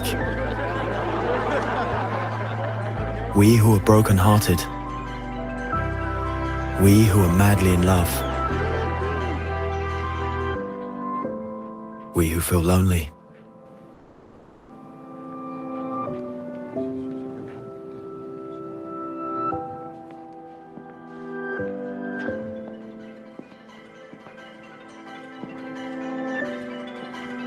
We who are bisexual. And we who acknowledge the courage of others. We who have found the meaning of life. And we who have saved lives. And then there's all of us who just love Denmark. So maybe there's more that brings us together than we think. TV2 Denmark. All that we share. Listo, muchas gracias por In this video, equipo. I'm going to show you how to create nos hace el this favor ebook de and also quitar this este. flipbook direct. Gracias. Pues bueno, gracias, Geraldine. La verdad es que lo que quiero decirles es que la democracia es esto. No solamente son las votaciones y los procesos democráticos con lo que elegimos a nuestros gobernantes y renovamos el poder público, y si como dice la Corte, si es viable que un presidente... ¿Cuántas personas registramos, Vince? Un presidente se pueda reelegir de manera indefinida. Bueno, pues lo cierto es que esto es la democracia. Son los intereses comunes que tenemos como sociedad. Es esta parte de sentirnos que dejamos la piel los lunes, ¿no? En el trabajo, en nuestras actividades, en el tráfico, y la recogemos otra vez el fin de semana para tratar de descansar y volverlo a hacer semana tras semana. Doctor Ramón, quedó abierto tu micrófono. Gracias, mi amigo. Entonces, de eso se trata, ¿no? Cuando nosotros buscamos, por ejemplo, en la pandemia, buscábamos al mejor de los médicos. Y el mejor de los médicos tiene muchas características, como cuál, la empatía, el profesionalismo, el estudio, que resuelva el problema, que esté atento a lo que yo necesito. ¿Para qué? Para que me genere las condiciones de vida, me mantenga por lo menos las mismas condiciones de vida que yo tengo antes de la pandemia, después de la pandemia. Y al que busco es al mejor de los médicos de acuerdo a mis características y mis circunstancias. Ahora, si yo sé que el que al final del día, al final del camino, me puede defender de la arbitrariedad de la autoridad, de la restricción de mis derechos humanos, me puede defender y mantenerme mi torre del Jenga, mi torre personal de derechos humanos, necesito al mejor de los jueces, al mejor secretario, necesito al mejor servidor público. ¿Por qué carambas conformarme con alguien que no quiere hacer su trabajo o que copia y pega? ¿O por qué me tengo que conformar con alguien que no quiera estudiar? ¿O por qué me tengo que conformar con, por ejemplo, el peor de los candidatos? Si se trata exactamente de lo mismo, de mantener las mismas condiciones de vida que tenía yo antes, las quiero tener para el futuro y las quiero para mi familia. De eso se trata la democracia. De eso se trata mantener los pilares de la democracia, esas bases del Jenga fortalecidas. De eso se trata la participación ciudadana y nosotros, desde nuestras trincheras, justamente podemos contribuir a ello. Y decía yo, y los estándares probatorios, pues son un elemento fundamental. ¿Para qué? Para que las personas entiendan en qué momento ya le cayó el 20 al juez y el juez tenga que anular una elección. Y si, por ejemplo, te preguntara rápidamente, Marco Tulio, rápido, si abres tu micrófono y Geraldine también. Marco, si tú tuvieras que juzgar un caso de un asesino, ¿no? Una persona que está acusada por homicidio, ¿no? Y si lo pudiéramos ejemplificar o simplificar el asunto, donde tendrías que determinar en qué momento condenarías, del 1 al 10, donde 1 es tienes todas las dudas, ¿no? O sea, hay todas las dudas para pensar que esta persona pueda ser culpable. Y el 10 es prácticamente tienes esa convicción, ¿no? Prácticamente, que le llamaba don Jesús así, de la convicción plena. El 1 no tengo todas las dudas, y 10 tengo casi 0 dudas. ¿En qué número de la tablita tú ya dirías, me cayó el 20, yo a partir de aquí, yo ya condeno, del 1 al 10? En 6. A partir de un 6 o a partir de un 7, o es, por ejemplo, el tema de la nulidad electoral. ¿A partir de qué momento digo que ya se anula una elección? Pues mientras más elementos tengo, ¿no? Mientras más me acerque yo al 10, pues eso, digamos, me da mayor fortaleza a mi decisión, ¿no? Gracias, Marco, muy gentil. Geraldine, si este mismo caso tú estuvieras juzgando de un homicida, pero fíjate que la víctima fue una niña de 6 añitos de una comunidad indígena. Esta persona pues es un militar, ¿no? Y el asesinato se cometió afuera del destacamento militar. Del 1 al 10, ¿con cuánto dirías yo ya condeno?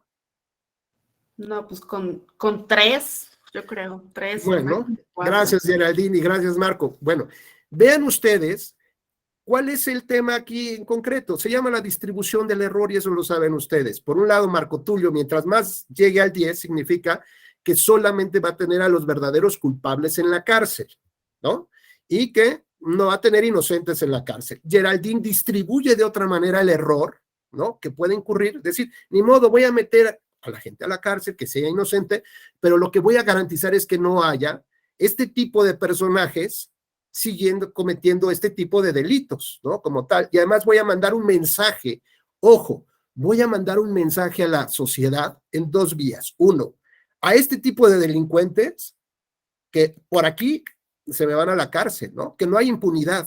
Y el segundo, un mensaje a la sociedad de que sí pueden confiar en sus jueces. ¿Cómo sí se puede justificar una decisión así? Justamente a través de los valores y principios que esa sociedad en este momento intenta proteger, como es el tema justamente de el tema de los niños, el tema de vivir una vida libre de violencia para el tema de las mujeres, porque de lo contrario, pues va a pasar exactamente lo mismo, ¿no? Los feminicidas van a estar en la calle, ¿por qué? Pues porque no hay estos estándares probatorios flexibles. ¿Qué aprendí yo de la Corte Interamericana? Que entiende quién está sentado en el banquillo de los acusados. Pablo, ¿tú qué te imaginas? ¿Cuál es el estándar probatorio que utiliza en esta tablita del 1 al 10 la Corte Interamericana? Pues yo la verdad es que me gustaría pensar que arriba del 7. A ver, Pablo, si tienes sentado en el banquillo de los acusados a un Estado que te oculta información, que puede ocupar todo el aparato, la prensa, puede desaparecer testigos, las víctimas, ¿no? Puede incendiar un archivo ahí con documentos. O sea, igual, lo que quiero decir es por más que un Estado, pues, o sea, no sea una persona como tal, o sea, creo que desvirtuar la presunción de inocencia es fuerte. O sea, cuando vas a condenar algo, pues tienes que tener medios de convicción sólidos respecto, pues, de las conductas que vas a atribuir. O sea, yo lo vería de esa manera. Me queda claro. Sin embargo, por ejemplo, dependiendo, digamos, la justificación de la decisión judicial entra, digamos, por distintas vías, distintos canales, ¿no? Uno tiene que ver efectivamente el tema de la evidencia, pero tú sabes que a veces la evidencia no la puedes tener, ¿no? Por ejemplo, en este tipo de delitos que se ejecutan de manera oculta, donde no hay testigos, pues bueno, tienes que darle la justificación a un valor preponderante, tal vez a la confesional, por ejemplo, o a otro tipo de pruebas que ordinariamente salen de tu esquema jurídico, ¿no? Ordinario. Cuando tienes el papel del acusado, sabiendo el poder que tiene, el tamaño que tiene, ¿no? Bueno, pues, y las víctimas, ¿no? Las familias de las víctimas. Sí. Bueno, por eso fue necesario que sea la Comisión Interamericana la que las represente, ¿no? Medianamente para equilibrar el poder desmedido que puede existir. Y lo mismo pasaba con la creación de estos criterios de jurisprudencia que favorecían al trabajador, ¿no? Cuando se tenía que enfrentar con su patrón, etcétera. Entonces, todas estas visiones que se tiene de la justicia pueden estar justificadas en distintas medidas, sobre todo cuando revalúas, ¿no?, los valores, bienes jurídicos que están en juego en este momento. Entonces dices, caray, aquí sí prefiero tener un estándar probatorio. Y el estándar que tiene la Corte Interamericana es un estándar muy bajo, de media tabla para abajo, porque de lo contrario jamás podría condenar a un Estado a la desaparición forzada, por tortura. Sí, adelante. No duda, por ejemplo, o sea, si entendemos esto que usted comenta, lo podemos ver aquí como, por ejemplo, la reversión de la carga de la prueba en casos de BPG y eso. O sea, bueno, yo ese tipo de cosas, o el laboral, el indubio properario, etcétera, ya lo entendería como parte de ese estándar probatorio. O sea, al querer decir que hay un estándar alto, yo pensaría que incluye este tipo de cosas. O sea, es de, a ver, la reversión de la carga probatoria, el indubio properario, etcétera, que ya operan como un sistema completo y que tomándolas en consideración, pues sí, o sea, por supuesto que son parte del estándar probatorio, pues porque operan como ciertas reglas distintas. No sé si me explico. Sí, pero fíjate que esas reglas, Pablo, obedecen a un principio de revaloración de las condiciones y circunstancias especiales del caso, ¿no? Justamente dice la reversión de la carga probatoria. ¿Derivado de qué? De cuáles son los principios que hoy como sociedad tengo que rescatar, ¿no? Lo que se asoma es la puntita del iceberg, ¿no? Pero lo que está de base, tengo que rescatarlo, redimensionarlo, reposicionarlo y darle la justa apreciación que tiene ahora el fenómeno, que tiene el impacto. Y por lo tanto, hoy se habla de que el feminicidio tiene que ser un delito específico, porque se están revalorando nuevos temas, ¿no? Y el estándar, entonces, probatorio tiene que ser, digamos, atendiendo a lo que justamente estás considerando, digo, más allá del principio de presunción de inocencia y todos esos temas, evidentemente, pero en qué momento, con todos los elementos que tienes, porque no puedes tener la certeza plena siempre, no se puede. hay este pequeño margen de apreciación. Y en ese pequeño margen, digamos, es la diferencia entre la nulidad de una elección o no. Es decir, bueno, pues tengo todos los elementos, pero ¿en qué momento ya digo que sí? Por ejemplo, estos criterios que tiene el tribunal, del criterio de cualitativo, ¿no? ¿Cuál es el impacto que realmente recibe, el daño que recibe un principio constitucional? Pues yo siempre digo, pues es como cuando vas a la playa, ¿no? Hay las familias que les gusta nada más remojarse los pies, que les llegue la agüita, ¿no? Pero resulta que llega la ola fuerte por abajo y los tumba. Tiene que ver con la intensidad con la que se mueven las corrientes de abajo, ¿no? ¿Dónde es donde simbras, donde vibras realmente esos valores y principios?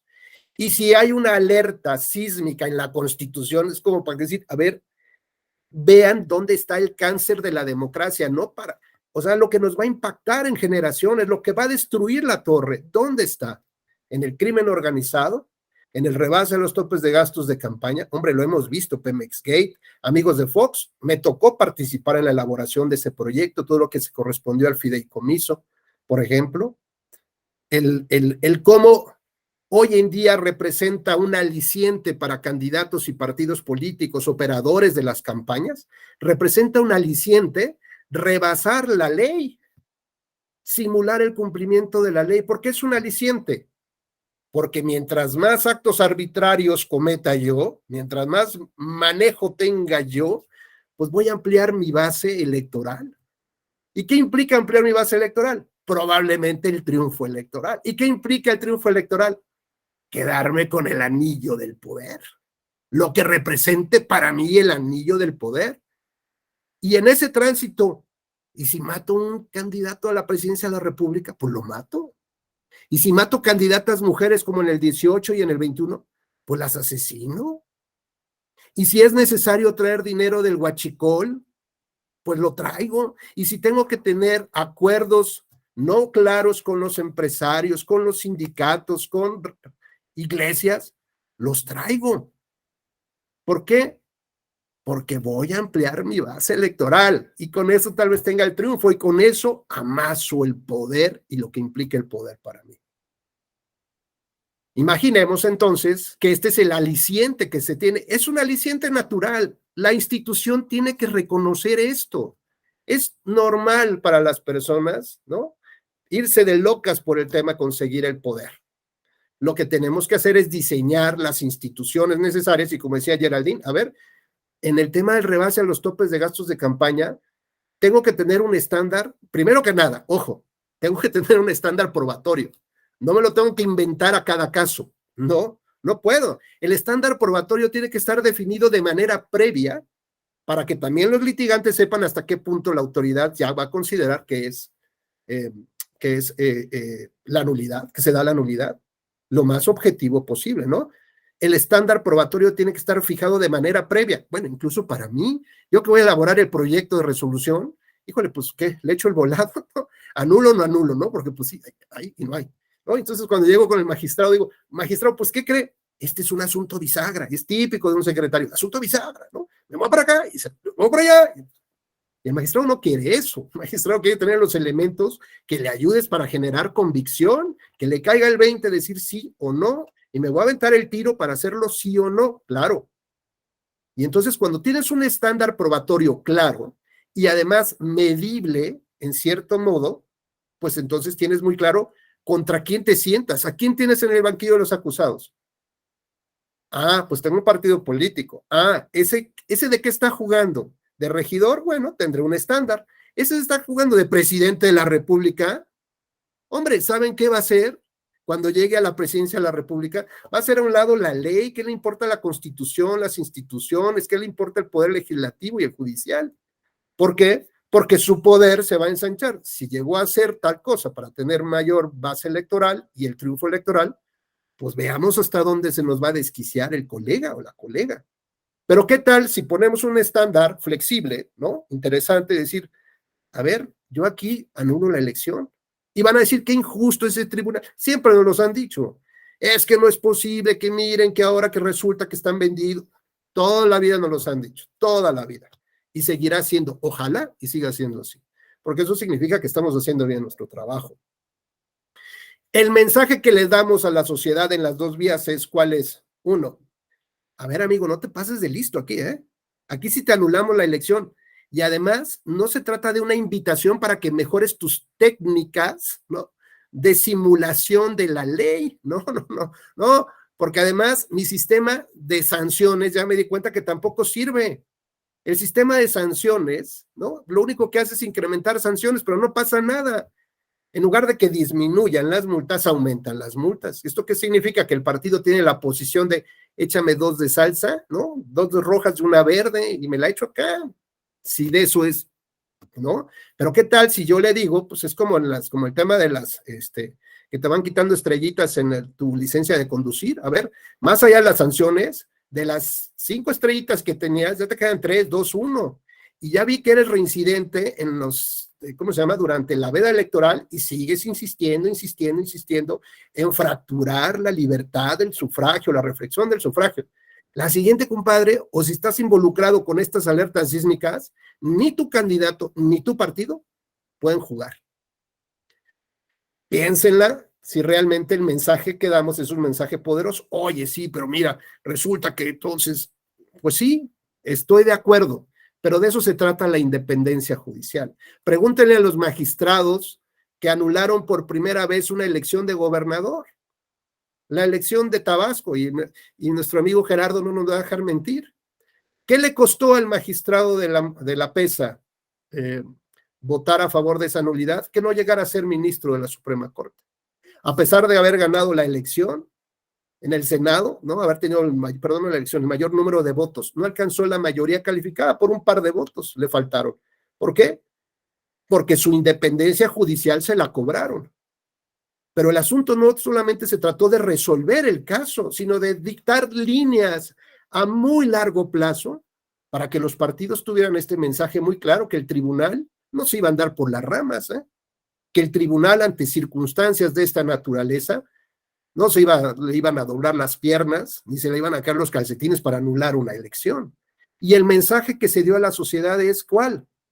Pues ese, que tenemos jueces independientes, que más allá de la presión política que pueda existir del momento, y que siempre habrá, porque es connatural y así hay que entenderlo, pues tienen esa valentía, ¿sí? ¿Implica una virtud, una valentía? Sí. Hay que ser valientes para tomar este tipo de decisiones y transformar a la sociedad. Pues, estimadas amigas y amigos, pues es un poquito nada más de las cosas que me han tocado vivir, algunas experiencias que han sido muy gratificantes, otras han tenido mucha presión, ¿no? Las típicas llamadas de anuncios de secuestros, y bueno, ¿qué más les puedo platicar? Pero si hay oportunidad, seguramente con mucho gusto les platicaré otras tantas andanzas aquí por la vida jurídico-electoral. Pues estoy a sus órdenes, no sé si alguien tenga alguna duda, alguna inquietud, con todo gusto aquí estoy. Adelante, Pablo. Muchas gracias. La verdad es de que muy interesante la exposición de su experiencia, porque tocó un punto que a mí me parece muy clave y que me lo pregunto constantemente en mi incipiente actividad jurisdiccional. Es, por ejemplo, cuando usted comentaba que de repente pues, hay casos, ¿no?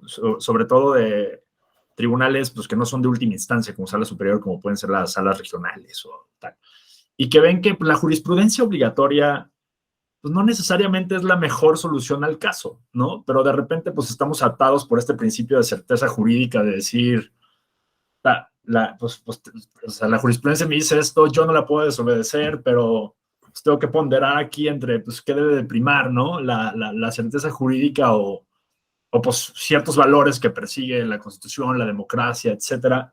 ¿Cómo, pues, o sea, digo, hablé un poco de ello, pero me llama mucho la atención, pues, cómo tener ese carácter, ¿no? Esa forma, pues, de poder argumentar y poder aventarse como al ruedo y decir, pues, que venga lo que tenga que venir, pero hay un principio superior acá y lo sostengo, ¿no? Eso me parece que es uno de los grandes retos a los que nos enfrentamos todos los días, pues, quienes estamos en este tipo de cuestiones y pues nada, o sea, me gustaría pues entender un poco mejor ese proceso de llamarlo de alguna manera de valentía, ¿no? De decir, pues órale, ¿no? O sea, hay ciertas cosas más importantes. Esa parte me llamó mucho la atención. Gracias, Pablo. Pues mira, lo primero yo creo que te da la valentía es un tema ahora sí que un tema de convicción. Y recordarás, por ejemplo, esta batalla de las Termópilas, ¿no? Justamente como esta película de los 300. A ver, ¿por qué luchaban estos colegas? Luchaban por un estilo de vida. Esto es la democracia, lo que vimos en el video. Luchaban por un concepto de libertad. No nada más se trataba de una batalla en ese momento y ya, no se trata de resolver el caso en el momento y ya, que se tiene que hacer.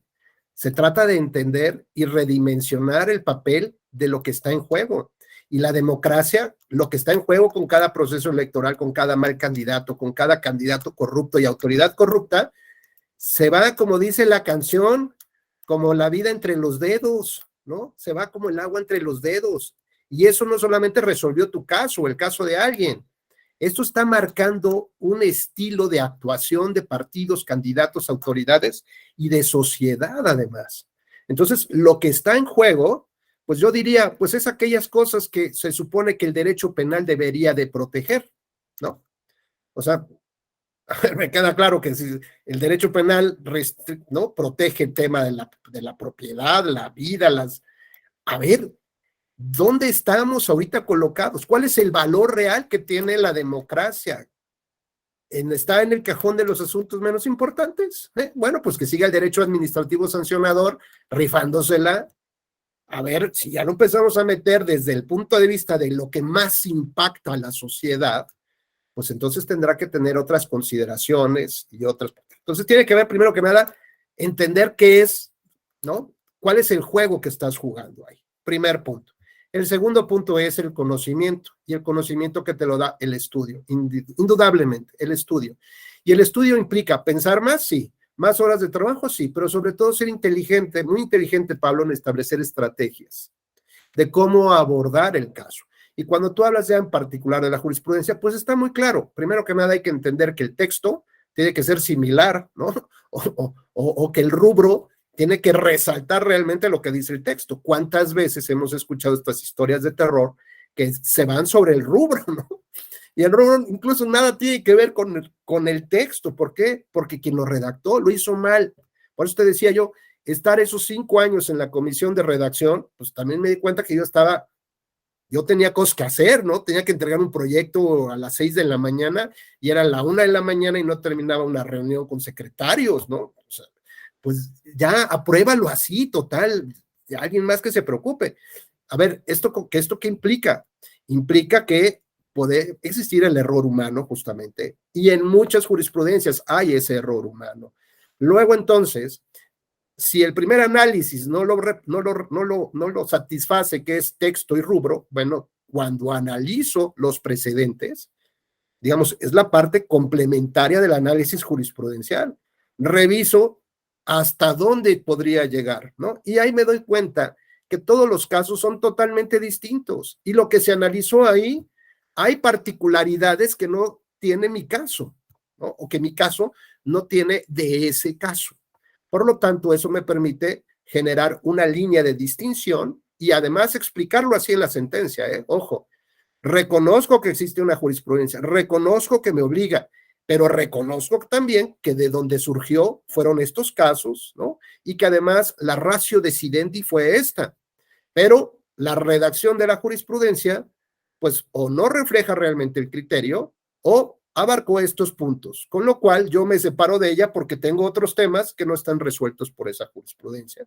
Y por lo tanto, retomo sí los valores y principios que se rescatan de la misma, ¿no? Digamos, un poco para tampoco pegarle yo a mi tribunal, ¿no? Y decir, estás mal. No, claro, simple y sencillamente que tengo esta posibilidad de decidir. Y claro, cuando tienes la argumentación y la solidez de los argumentos, pues entonces, a ver, yo no creo que tengas dificultad en mantener un criterio de esta naturaleza, ¿no? Sé que es complicado, sé que muchos dirán, ¿para qué me meto en un problema?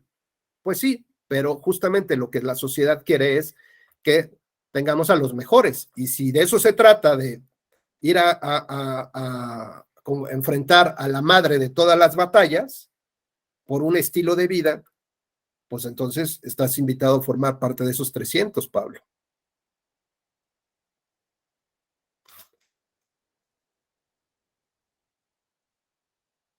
Amigo querido, por ahí tenía, quería participar mi querido Gerardo.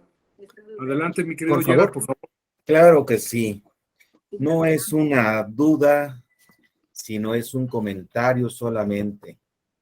El taller se llama Experiencias Judiciales y yo no he participado en los anteriores porque no me ha motivado a poder expresar alguna opinión. Perdón la interrupción, mi querido Gerardo. Un saludo Ahí está, sí. a mi querido magistrado. No, ahí está, adelante. Que está aquí presente, lo saludamos con mucho gusto. Adelante, por favor. Querido Ramón, ¿cómo estás? ¿Cómo estás? Gusto saludarte. Oye, recordando capítulos de Carlota Robinson y ya platicaste esas historias. Algo por decir, nada más un poquito lateral el asunto. Pero la verdad es que, mira, por ejemplo, si me lo permites, Jerry, Alex también formó parte de esa comisión de los secretarios que llevamos a cabo el estudio y propuesta de proyecto de resolución del caso Amigos de Fox. ¿Y qué les puede platicar sobre todo el tema de la ingeniería financiera, ¿no? Era una chulada, verdaderamente, eran pizarrones y pizarrones de cómo fue avanzando el dinero, ¿no? Imagínense un dinero que venía tal vez desde Bélgica, ¿no? En el pago de utilidades a distintas empresas, fusiones de empresas, y terminó pagando el súper, ¿no? Del Costco y un templete de un candidato. Bueno, pues imaginarán ustedes la complejidad del seguimiento del dinero, ¿no? Y también lo interesante de la ingeniería financiera que se implementó para evadir el cumplimiento de obligaciones de transparencia y rendición de cuentas. Sí, la verdad es que fue emocionante y reconocer también, Rubén, ahorita que supe que estabas tú acá, no quise dejar pasar la oportunidad, bueno, de saludarte y además gracias por reconocer tu trayectoria y esa función que tú desempeñaste en esa comisión en particular. Creo que podrías escribir un libro sobre toda la ruta del dinero. Y hablando, bueno, tecnológicamente, estamos hablando del año 2004, 2005, pues para nada teníamos las herramientas digitales ni las herramientas que tenemos ahora, y recordarás que lo hacíamos en pizarrones y en rotafolios y le sacábamos fotos y lo imprimíamos y no hallábamos cómo hacer toda la ruta del dinero por todo cómo iba, y literalmente parecía más claro que la mente de Freud porque estaba realmente enredadísimo, ¿no? Y la verdad es que fue un privilegio haber colaborado contigo en esa... igualmente. Querido Rubén. Y sin duda, bueno, muy formativo para todos y todos. Una disculpa por la interrupción, por supuesto, pero no quería dejar pasar de reconocer esta trayectoria tan brillante que tienes, querido Rubén. Y bueno, pues no se diga aquellos casos que tuviste que atender en la sala regional. Te mando un abrazo y un saludo a todas y todos los que están acá y pues con el gusto de saludarte. Lo recibo con mucho cariño y te mando otro con ese mismo afecto y hermandad que pues tenemos ya desde hace muchísimos años. Muchas gracias, querido magistrado, querido Alex. Nada más como 24, mi querido Rubén. Es correcto. Porque aparte, digo, seguro no platicaron, en tu humildad no debes haber platicado eso, pero Rubén también se caracterizaba por ser de los que nos ayudaba a los que éramos los pobres escribientes en aquel momento y no entendíamos ni la hoja lo redondo. Y entonces él estaba en la ponencia del magistrado de la PESA y subíamos a pedirle libros y subíamos a pedirle ayuda. Y siempre el gesto amable y la atención fue indiscutible, porque además de ser un extraordinario jugador, es una extraordinaria persona. Entonces, te mando un gran abrazo, querido Rubén, y qué bueno que están retomando tu experiencia y que puedas platicarnos a todos esta experiencia. Perdón por sumarme hasta ahora, pero bueno, pues estaba yo en visita judicial y acabamos de tomar ahorita el dictamen, cosa de la que también sabes, ¿verdad? Por supuesto. Y entonces, les mando un fuerte abrazo y disculpen de veras la interrupción, pero no quería dejar pasar este tema. Al contrario, muchas gracias. Más días de estos, cuando gustes, por favor, Alex. Excelente. Un abrazo, mi presidente. Abrazo, querido Ramón. Adelante, mi Gerard. Pues la participación del magistrado Abante no viene más que a confirmar lo que les estaba yo diciendo. Este curso o este programa de la Escuela Judicial de Experiencias Judiciales vale mucho precisamente por quienes participan. Es un honor haber estado y estar escuchando al doctor Rubén Becerra Rojas Vértiz, ¿no? Las experiencias que nos ha contado y sobre todo su visión de lo que es el Tribunal Electoral del Poder Judicial de la Federación es muy amplia. Es una persona que, como hemos visto, y pocos tienen esa virtud de haber estado en sala superior y en salas regionales. Los que estuvimos muchos años en sala superior, a veces no se ve con profundidad hacia las salas regionales, y eso salta a la vista. Aquellos magistrados que están en la sala superior y que provienen de salas regionales tienen una visión diferente al quehacer que todos tenemos, ¿eh? Pero eso sí, es un panorama general el que nos ha dado el doctor Rojas Bertis en esta ocasión, ¿eh? Habló sobre la independencia de los juzgadores, ¿eh? Y el valor que deben de tener hacia los planteamientos de las partes, pero también planteó una cosa muy importante, que es el aspecto hacia el interior del tribunal, ¿eh? Todos los de aquí en nuestra trinchera tenemos un granito de arena que aportar al Tribunal Electoral. Y las experiencias de personas como el doctor Rojas Bertis, ¿eh? Es realmente enriquecedoras, y no lo había yo dicho, y no porque lo conozca y que sea mi amigo, sino porque realmente lo que nos acaba de dar es lo que a él le tocó vivir y lo que sigue subsistiendo aquí, ¿no? Nos habían dicho los fundadores de esta institución, que nuestra participación tenía una finalidad, que era dar certeza a la ciudadanía del trabajo que nosotros hacemos en el tribunal. Y qué mejor que estos cursos de experiencias judiciales para no partir de cero. Todos los que estamos aquí, ahora ya tenemos que las causales de nulidad, que cómo se desarrollan. A ver, fíjate en el método que hemos realizado. Es muy fácil tomar y servirnos de lo que ya existe, pero del esfuerzo que se ha hecho por todas las personas que han pasado, y en este caso en particular por el doctor Rojas Bertis, nos fortalece y realmente puso en la llaga la cuestión de la independencia judicial. Ya no les quiero decir que antes había un divorcio entre el INE y el tribunal, no podía haber parentesco, no podía haber ninguna relación entre los funcionarios del INE con los del tribunal, Entonces, ahora ya pasan de un lado, pasan del otro, por diferentes razones, pero es un hecho que las bases que tenemos actualmente se deben a este tipo de personas que como juzgadores realmente pusieron su granito de arena. Por eso me congratula haber estado en esta participación del maestro y doctor Rubén Becerra Rojas Bertis. Muchas gracias. Gracias, querido amigo. Muchas gracias por todos tus comentarios. Y solamente ahora que comentaste el tema del INE, decirte que, bueno, pues, digo, suena bien ser, ¿no? A ver, recorrer esta historia de resoluciones, de análisis y tal, pero bueno, todos empezamos, nuestro punto cero, ¿cuál empezó, no? ¿Cómo arrancamos? Todos tenemos una historia de cómo iniciamos. Y les voy a platicar cómo conocí yo al doctor Lorenzo Córdoba, presidente del INE. En una ocasión, el presidente del Tribunal Electoral, jefe don José Luis de la Pesa, me pidió que lo acompañara a una reunión, pues yo sin saber de qué se trataba, dije igual en una de esas es uno de sus acostumbrados dominó, donde me regañaba porque yo no sabía jugar el dominó, ¿verdad? Y me decía que siempre ponía en riesgo mi bono. Entonces, bueno, imagínense cómo sudaba yo en esas épocas.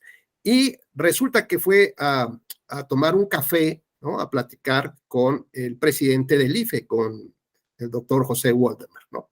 Entonces, prácticamente Lorenzo y yo nos conocimos cargándole los papeles, el folder a nuestros jefes, ¿no? Entonces, pues ya tenemos una historia desde que iniciamos con un pequeño lugarcito en esta trinchera de la democracia, y bueno, pues es importante cómo también la vida nos ha ido llevando y ha sido muy generosa con nosotros por tener esos jefes de verdad que fueron maravillosos, ¿no? No me cansaré de decirlo, maravillosos como personas, como juristas, como politólogos, entendían la vida de otra manera.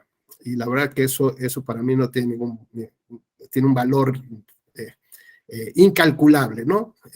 Pero bueno, pues así, cargando portafolio, conocí yo al presidente del INE, que le tocaba ejercer las mismas funciones en aquella época. Muchas gracias, mi querido Rubén. Yo creo que es una plática muy interesante, de verdad, se nos hizo muy poco el tiempo.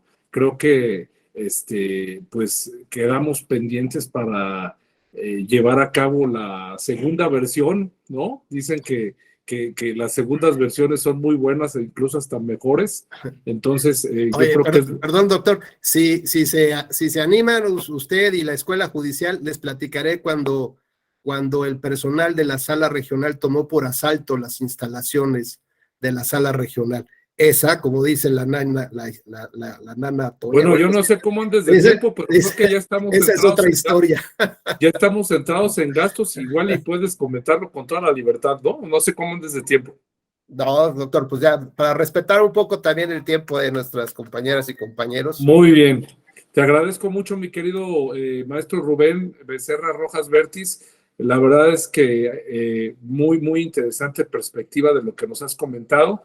Y bueno, pues solamente nos queda cerrar el evento en nombre del magistrado presidente, las magistradas y magistrados que conforman la sala superior y desde luego de nuestra querida directora de la Escuela Judicial Electoral. Te damos un agradecimiento muy sentido por tus interesantes comentarios y pues nos vemos la próxima. Creo que sí valdría la pena que nos hicieras ese comentario, esos comentarios que seguramente los tienes muy, muy vivos. Les agradecemos a todas y todos que tengan un excelente fin de semana.